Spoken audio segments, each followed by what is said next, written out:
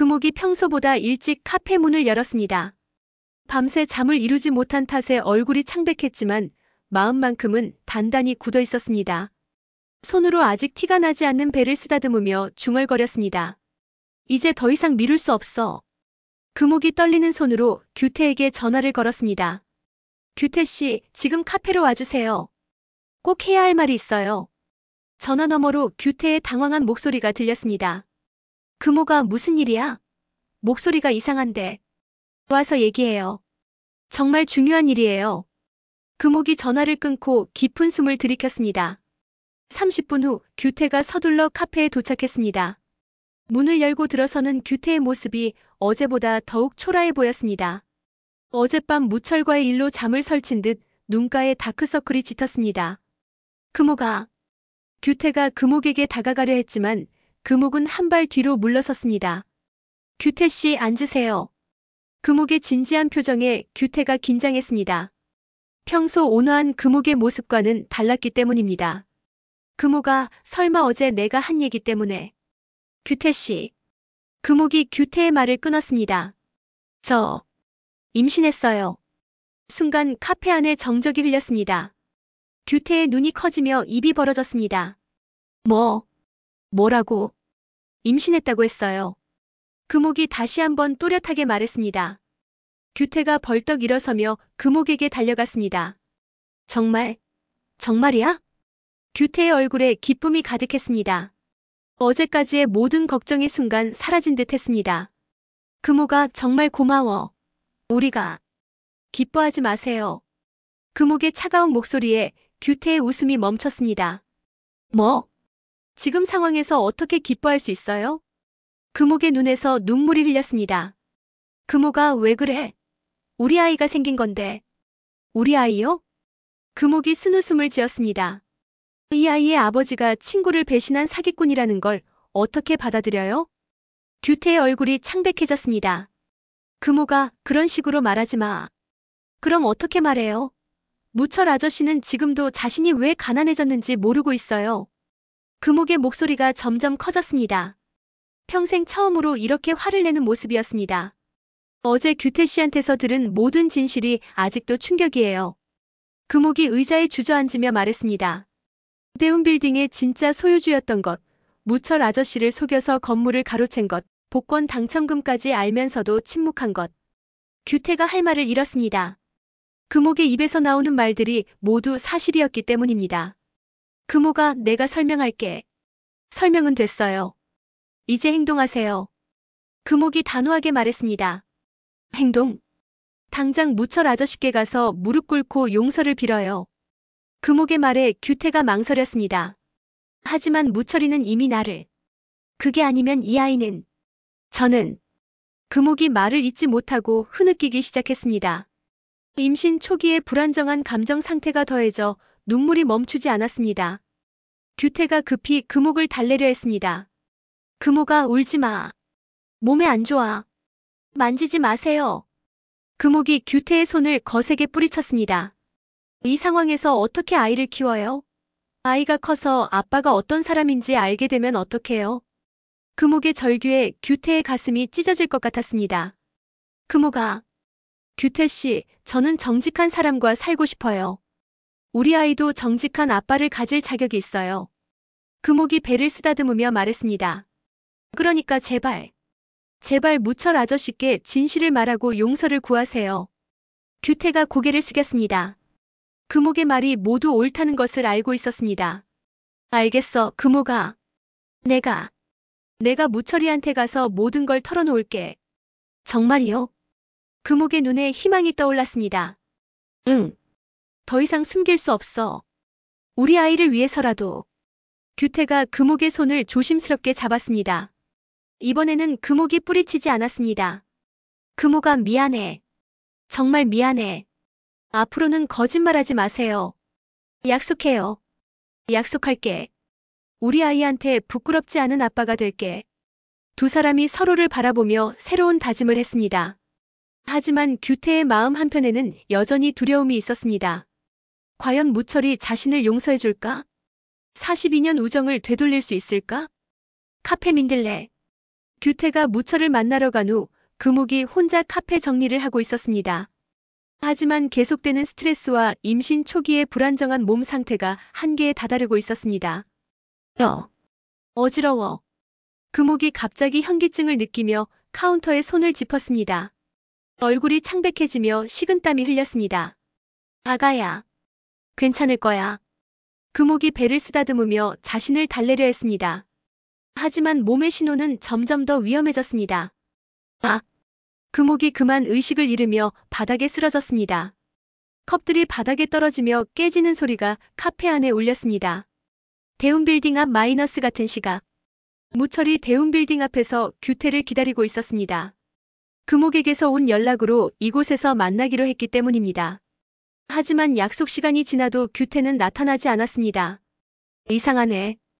분명 10시라고 했는데. 무철이 시계를 확인하며 고개를 갸웃거렸습니다. 혹시 규태가 마음을 바꾼 것일까 하는 생각이 들었습니다. 그래도 금옥 씨한테 연락은 해봐야지. 무철이 금옥에게 전화를 걸었습니다. 하지만 전화는 계속 울리기만 할 뿐 받지 않았습니다. 왜 전화를 안 받지? 무철이 불안한 마음이 들기 시작했습니다. 평소 금옥은 전화를 놓치는 일이 거의 없었기 때문입니다. 혹시 무슨 일이 있는 건 아닐까? 무철이 서둘러 카페 민들레로 향했습니다. 카페 민들레 입구. 무철이 카페에 도착했을 때 문이 굳게 닫혀 있었습니다. 평소라면 벌써 손님들로 북적였을 시간인데 이상했습니다. 금옥 씨. 무철이 유리문을 두드렸지만 대답이 없었습니다. 문틈으로 안을 들여다보니 카페 안이 어둑했습니다. 이상하네. 분명 와달라고 했는데. 무철이 다시 한번 문을 두드렸습니다. 그때 카페 안에서 뭔가 넘어지는 소리가 들렸습니다.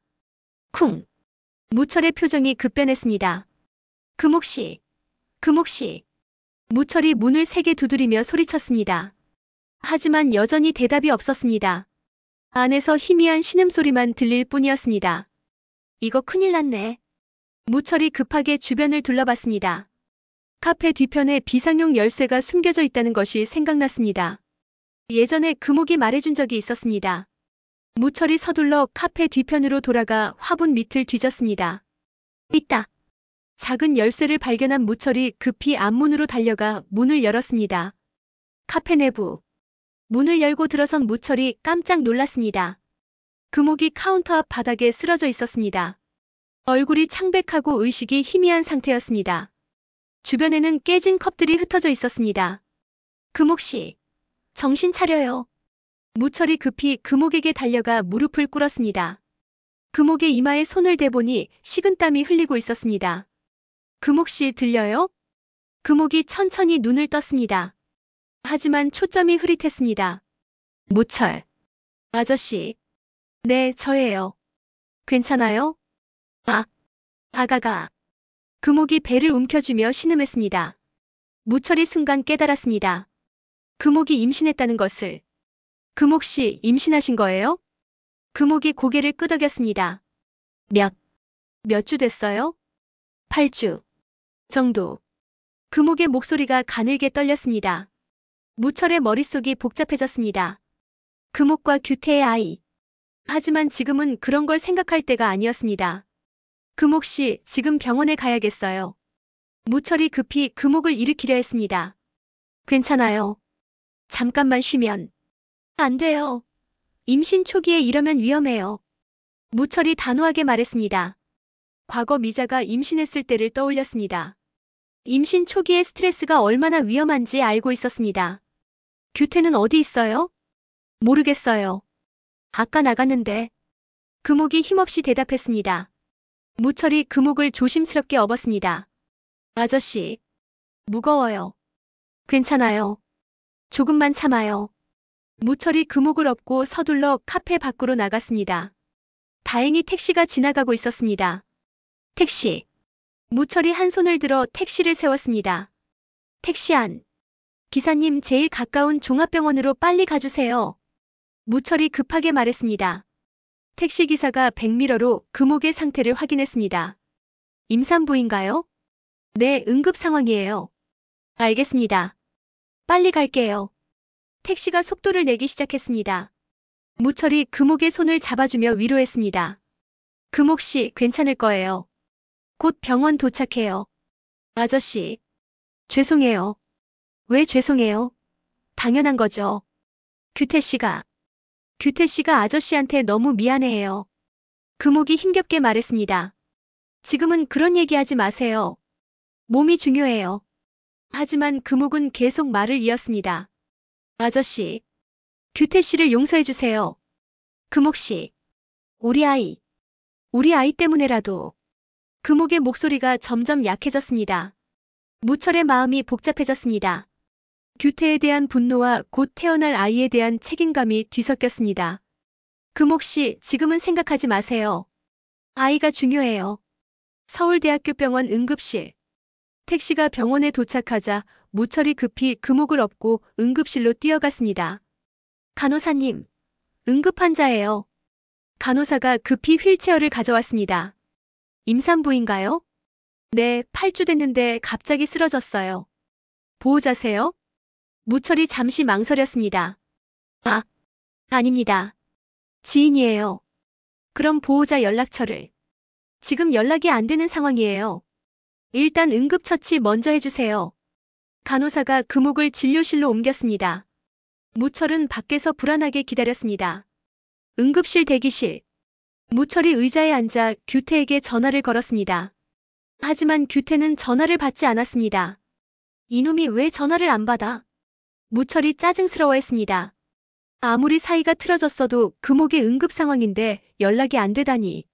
무철이 계속 전화를 시도했지만 규태는 받지 않았습니다. 30분 후 의사가 나왔습니다. 보호자분이세요? 지인입니다. 보호자는 연락이 안 되고 있어요. 환자분이 극심한 스트레스로 인한 일시적 실신이었습니다. 의사의 설명에 무철이 안도했습니다. 그럼 아기는? 다행히 태아는 무사합니다. 하지만 조심하셔야 해요. 어떻게 조심해야 하나요? 스트레스를 피하시고 충분한 휴식을 취하셔야 합니다. 임신 초기라 더욱 주의가 필요해요.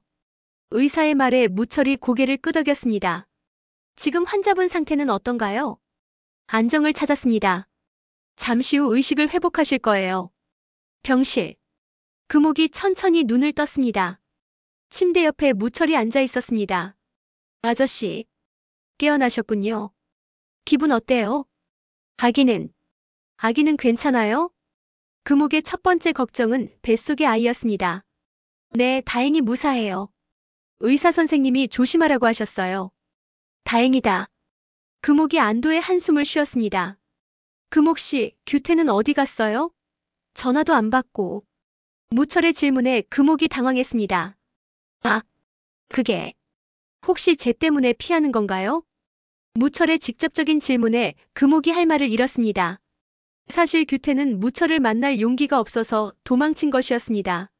아저씨, 죄송해요. 왜 당신이 죄송해해요? 잘못한 건 규태인데. 무철의 말에 금옥이 눈물을 흘렸습니다. 아저씨, 규태 씨를 너무 미워하지 마세요. 미워한다기보다는 실망스러워요. 무철이 솔직하게 말했습니다. 42년 친구가 이럴 줄 몰랐어요. 하지만 규태 씨도 어쩔 수 없었어요. 금옥이 규태를 감쌌습니다. 민용이가 정말 위험했거든요. 그래도 친구한테는 말했어야죠. 그때 아저씨가 도와주셨다면.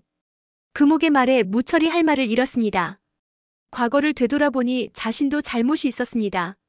친구가 도움을 요청했을 때 너무 매정하게 거절했던 것을. 금옥 씨. 네.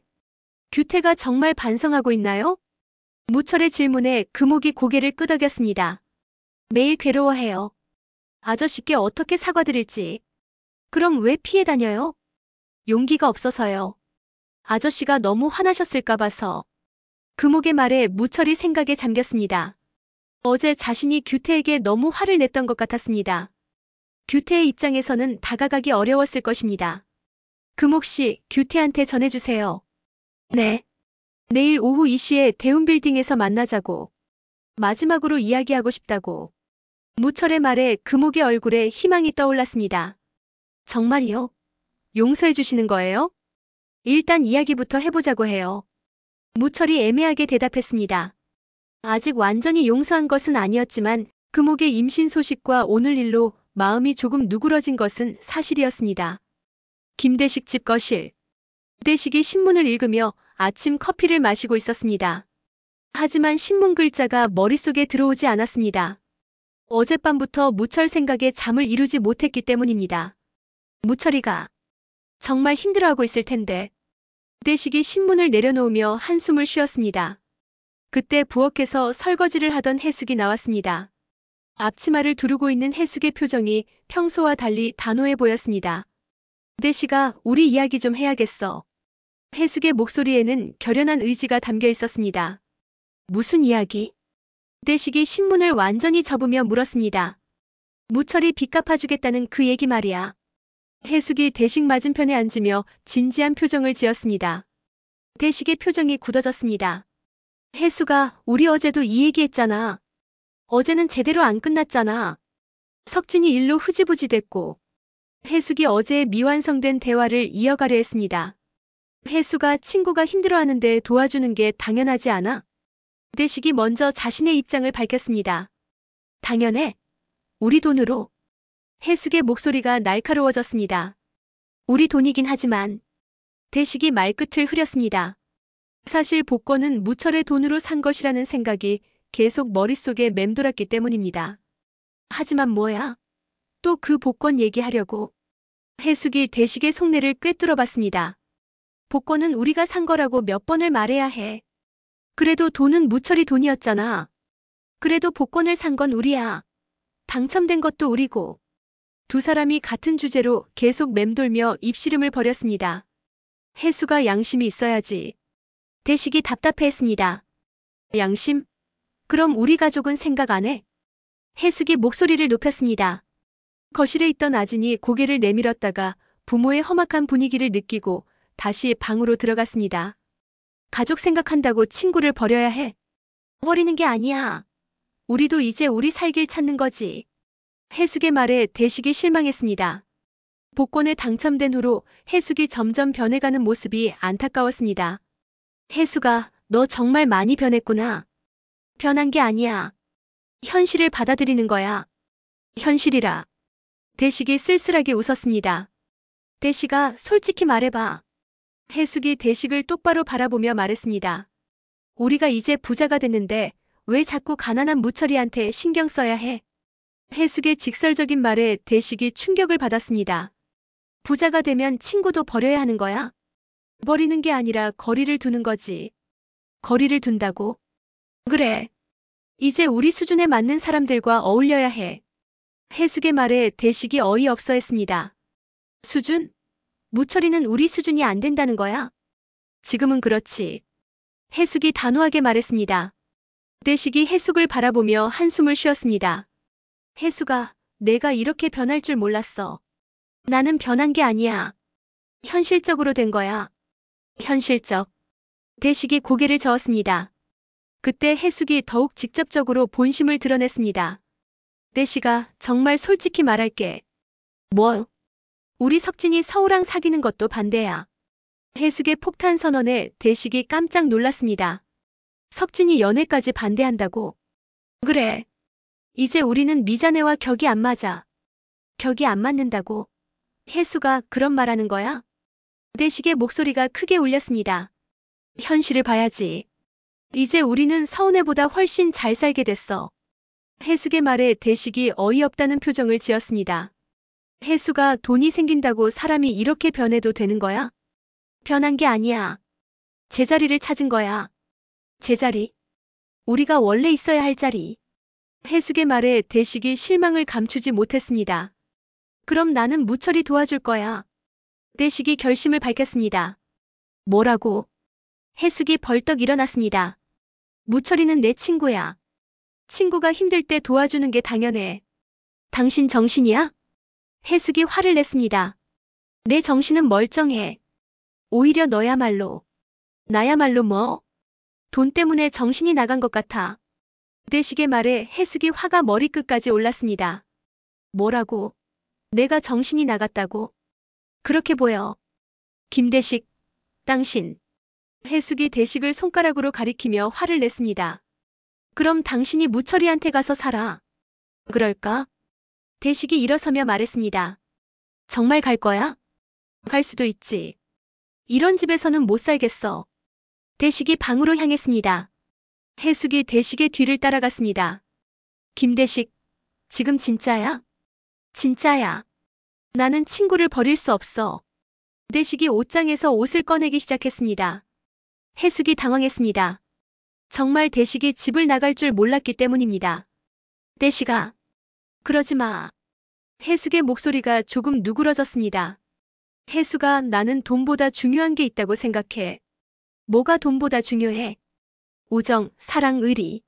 이런 게 더 중요해. 대식의 말에 해숙이 할 말을 잃었습니다. 부엌에서 엿듣는 아진. 아진이 부엌에서 부모의 다툼 소리를 들으며 가슴이 답답했습니다. 왜 갑자기 이래?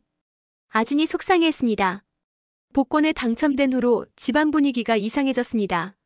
어머니는 갑자기 계산적으로 변했고 아버지는 그런 어머니를 이해하지 못했습니다. 돈이 이렇게 사람을 바꾸는 거야? 아진이 혼잣말했습니다. 그때 아진이 부모의 방으로 들어갔습니다. 아버지, 어머니, 왜 그래요? 아진이 눈물을 글썽이며 말했습니다. 아진아. 대식이 딸을 보며 마음이 아팠습니다. 돈 때문에 싸우는 거예요? 아진의 직설적인 질문에 두 사람이 모두 당황했습니다. 아진아, 그게 아니야. 해숙이 변명했습니다. 그럼 뭐 때문이에요? 복잡한 어른 일이야. 무철 아저씨 때문이죠? 아진이 정확히 짚어냈습니다. 아진아, 무철 아저씨가 힘드시니까 도와드리면 되잖아요.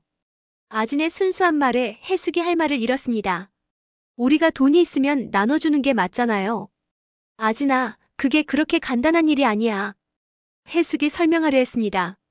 왜 간단하지 않아요? 친구가 힘들면 도와주는 거 당연하잖아요. 아진의 말에 대식이 딸을 자랑스럽게 바라봤습니다. 역시 내 딸이야. 아버지, 어머니 화해하세요. 아진이 두 사람의 손을 잡았습니다. 돈보다 가족이 더 중요하잖아요. 아진의 말에 두 사람이 모두 마음이 움직였습니다. 하지만 근본적인 가치관 차이는 여전히 남아 있었습니다. 해숙이 깊은 한숨을 쉬었습니다. 아진아, 어른들 일은 복잡해. 복잡하지 않아요. 친구를 도와주면 되는 거예요. 아진의 단순 명쾌한 답변에 두 사람이 모두 침묵했습니다. 결국 이 갈등은 어떻게 해결될까요? 1등 부동산 사무실. 규태가 혼자 사무실에 남아 문을 잠그고 있었습니다. 창밖으로는 퇴근길 사람들이 분주하게 오가는 모습이 보였습니다. 하지만 규태에게는 모든 것이 무의미해 보였습니다. 책상 위에는 장 대표가 준 계약서와 함께 소주병이 놓여 있었습니다.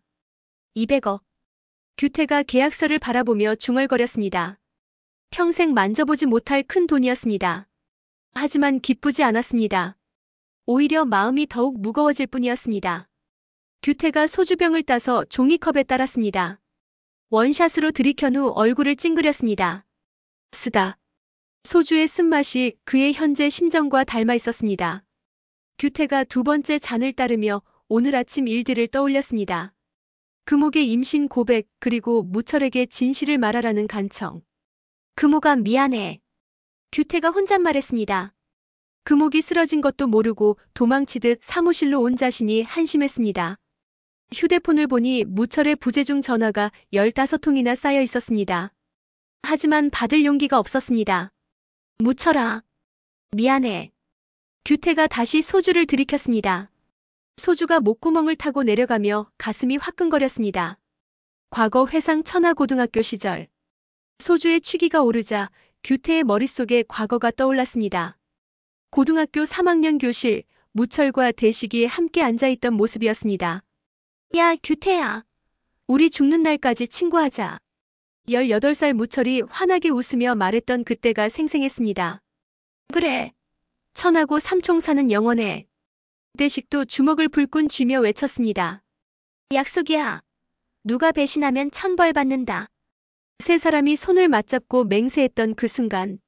천벌. 규태가 쓴웃음을 지었습니다. 결국 자신이 그 맹세를 깬 셈이었습니다. 내가 배신자구나.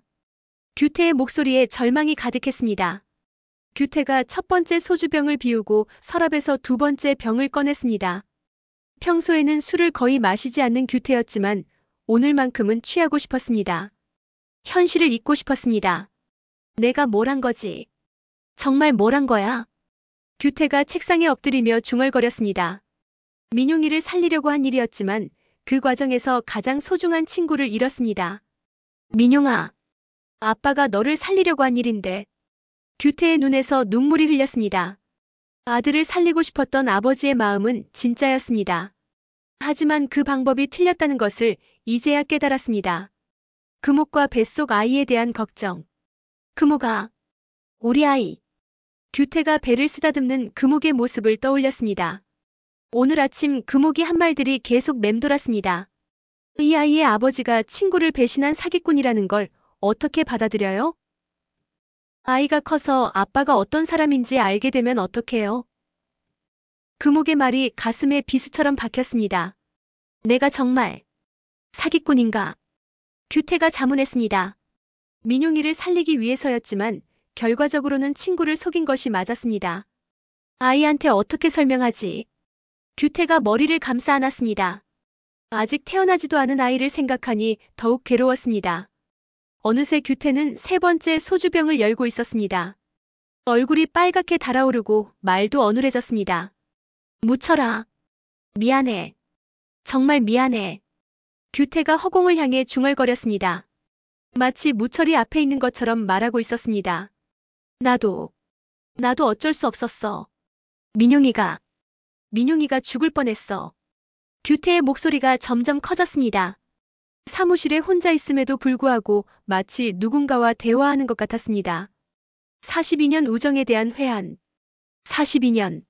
42년을 함께 했는데. 규태가 책상 위의 사진을 바라봤습니다. 무철, 대식과 함께 찍은 사진이었습니다. 민용이 수술이 성공한 후에 찍은 사진으로 세 사람 모두 환하게 웃고 있었습니다. 그때는 정말 행복했는데. 규태가 사진을 쓰다듬었습니다. 그때만 해도 무철이 대운빌딩의 진짜 주인이 자신이라는 것을 모르고 있었습니다. 내가 언제까지 숨길 생각이었을까?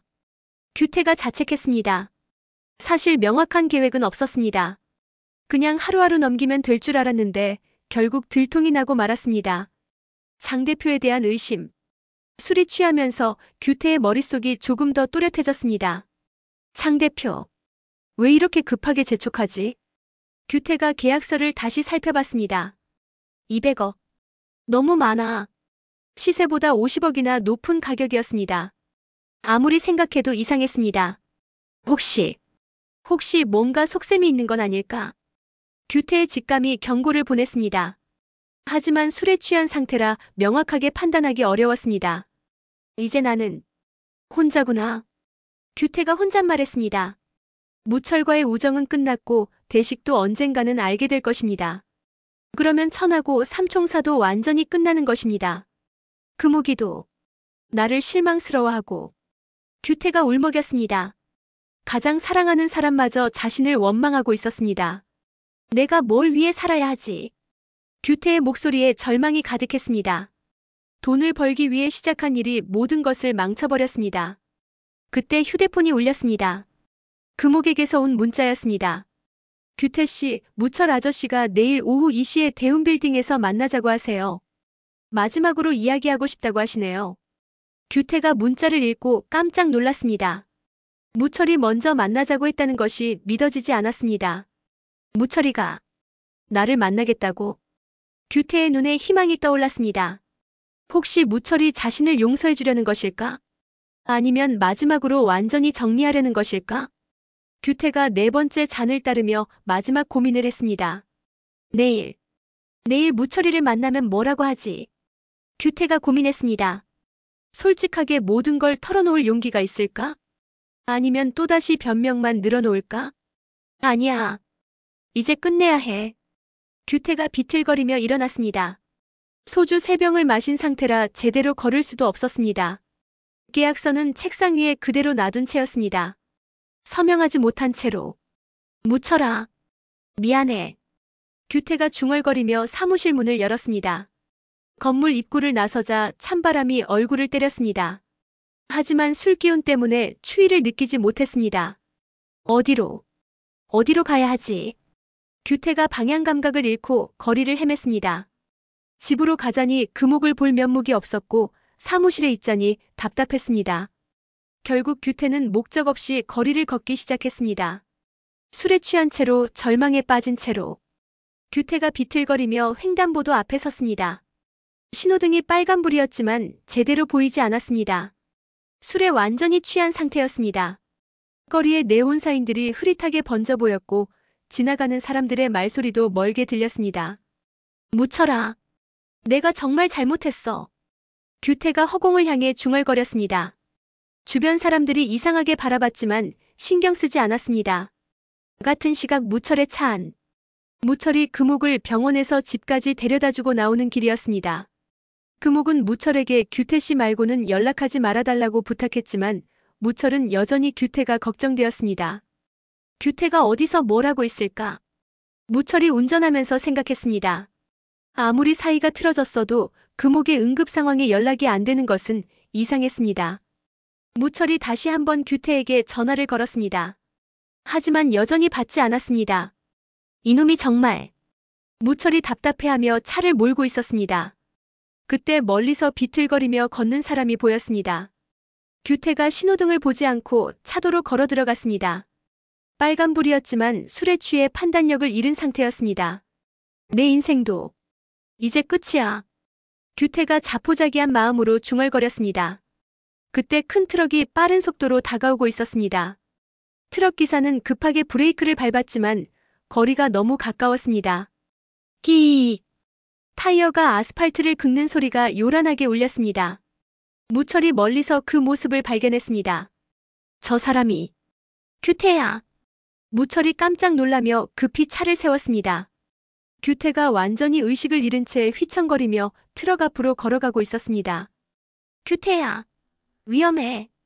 무철이 차에서 뛰어내리며 소리쳤습니다. 하지만 규태는 무철의 목소리를 듣지 못했습니다. 술에 취해 모든 감각이 마비된 상태였습니다. 무철이 있는 힘을 다해 규태에게 달려갔습니다. 트럭과 규태 사이의 거리가 점점 가까워졌습니다. 규태야. 무철이 규태를 향해 몸을 날렸습니다. 충격의 순간 무철이 규태를 밀어내며 외쳤습니다. 규태야. 쿵. 규태는 도로 옆으로 굴러갔고 대신 무철이 트럭에 부딪혔습니다. 무철의 몸이 공중으로 날아간 후 바닥에 떨어졌습니다. 아저씨. 아저씨. 트럭 기사가 급히 내려와 119에 신고했습니다. 빨리요. 교통사고 났어요. 규태가 술이 깨면서 무철이 피를 흘리며 쓰러져 있는 모습을 봤습니다. 무철아. 무철아.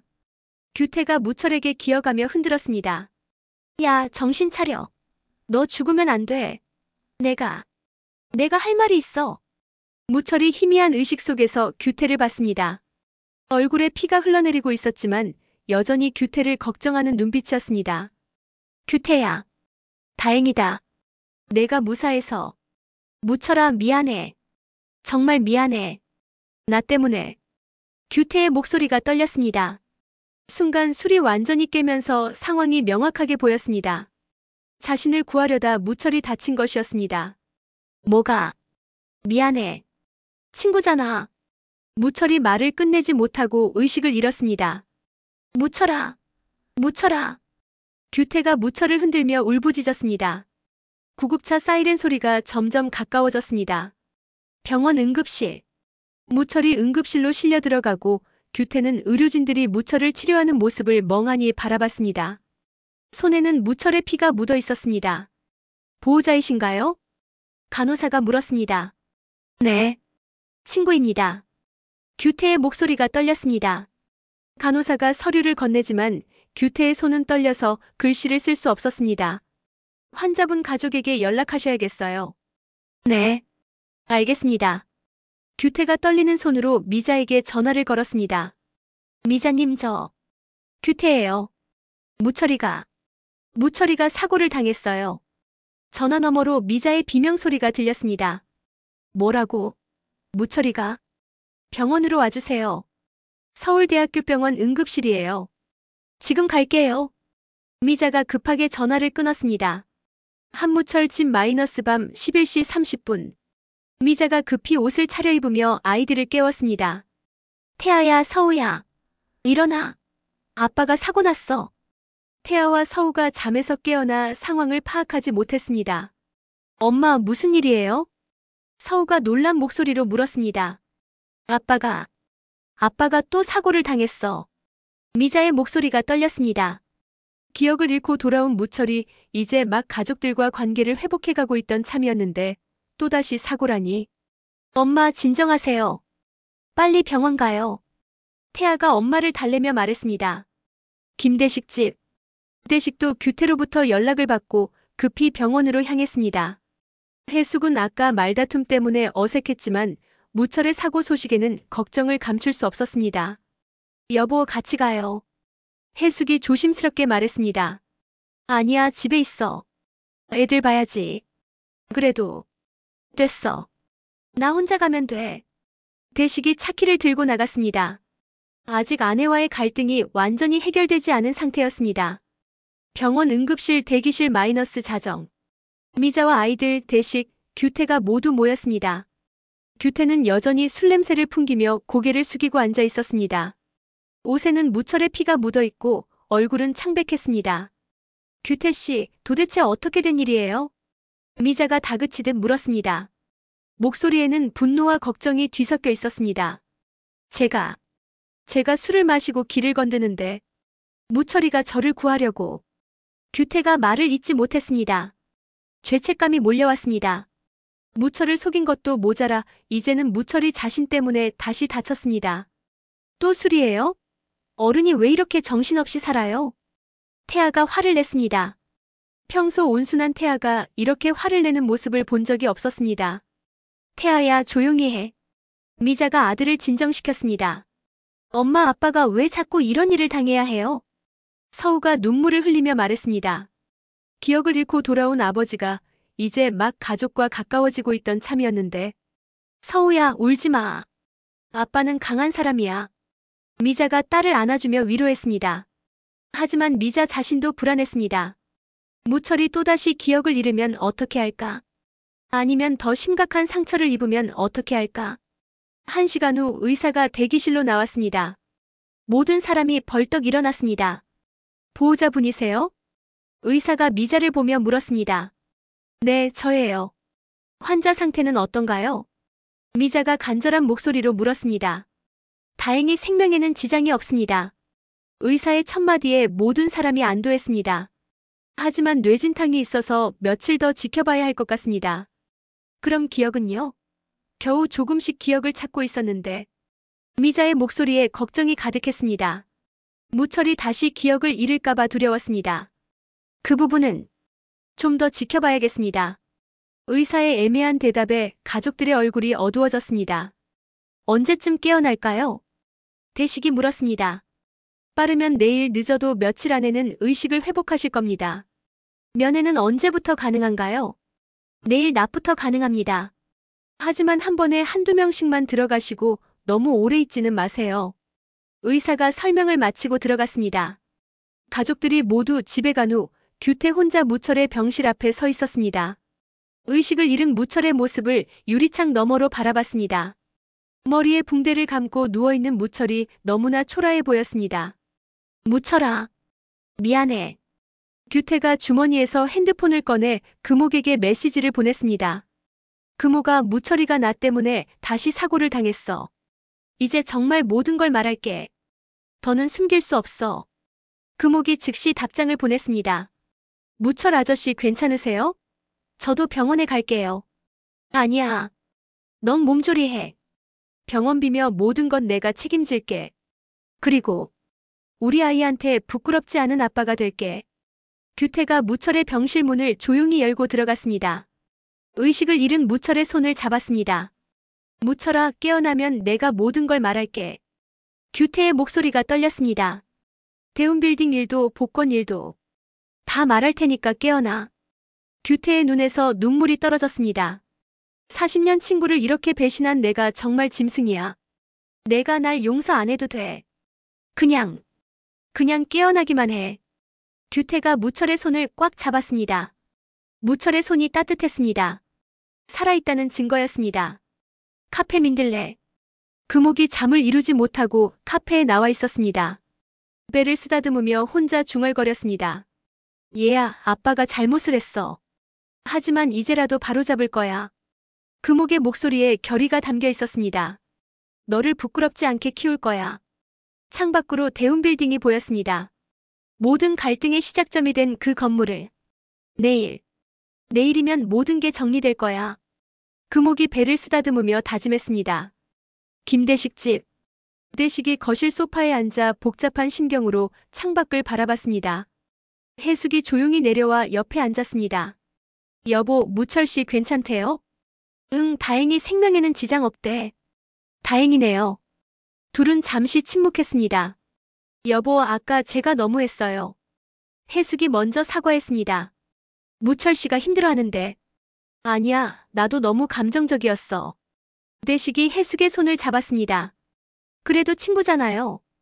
도와주는 게 맞죠? 고마워. 역시 내 아내야. 두 사람이 서로를 바라보며 화해했습니다. 무철의 사고가 오히려 그들의 갈등을 풀어준 셈이었습니다. 장 대표의 음모. 같은 시각 장 대표 사무실에서는 다른 분위기였습니다. 장태풍이 부하로부터 무철의 사고 소식을 전해 들었습니다. 한무철이 사고를 당했다고요? 네, 규태를 구하려다가 다쳤다고 합니다. 장태풍의 입가에 미묘한 미소가 떠올랐습니다. 완벽하군요. 이제 규태는 완전히 우리 편이 될 수밖에 없어요. 어떻게 그런가요? 죄책감 때문이에요. 무철 때문에 더욱 괴로워할 거예요. 장태풍이 계획을 설명했습니다. 내일 아침에 규태를 찾아가세요. 지금이 기회예요. 알겠습니다. 장태풍이 창밖을 바라보며 중얼거렸습니다. 한무철. 이제 모든 기억이 돌아오기 전에 마무리해야겠군. 에필로그 마이너스 새로운 시작의 예감. 무철의 병실 마이너스 새벽 6시. 무철이 천천히 눈을 떴습니다. 창가에서 조는 규태를 봤습니다. 규태야. 무철의 목소리에 규태가 깜짝 깨어났습니다. 무철아. 깨어났구나. 규태가 기쁜 듯 무철에게 다가갔습니다. 나. 또 사고 났어? 무철이 머리에 붕대를 만지며 물었습니다. 미안해, 무철아. 다 내 잘못이야. 규태의 표정에서 심상치 않은 것을 무철이 느꼈습니다. 무슨 일 있어? 너 표정이 왜 그래? 규태가 입을 열었다 닫았다를 반복했습니다. 이제 정말 모든 걸 말해야 할 때가 왔습니다. 무철아. 내가 할 말이 있어. 아주 중요한 말이. 무철이 규태의 진지한 표정을 보며 긴장했습니다. 마침내 모든 진실이 밝혀질 순간이 다가오고 있었습니다. 같은 시각 장 대표 사무실. 장태풍이 다른 전화를 걸었습니다. 장미야, 이제 2단계로 들어가자. 무엇을 하면 되나요? 한무철의 기억이 돌아오기 전에 모든 걸 마무리해야 해. 장태풍의 눈에 위험한 빛이 서렸습니다. 대운 빌딩은 반드시 내 것이 되어야 해. 오늘의 이야기는 여기까지입니다. 여러분, 오늘 86회 예측은 어떠셨나요? 지금까지 개인적인 상상과 예측으로 구성된 내용이며 실제 방송과는 다를 수 있습니다. KBS 1일 드라마 대운을 잡아라 매주 월요일 금요일 저녁 8시 30분 방영됩니다. 감사합니다.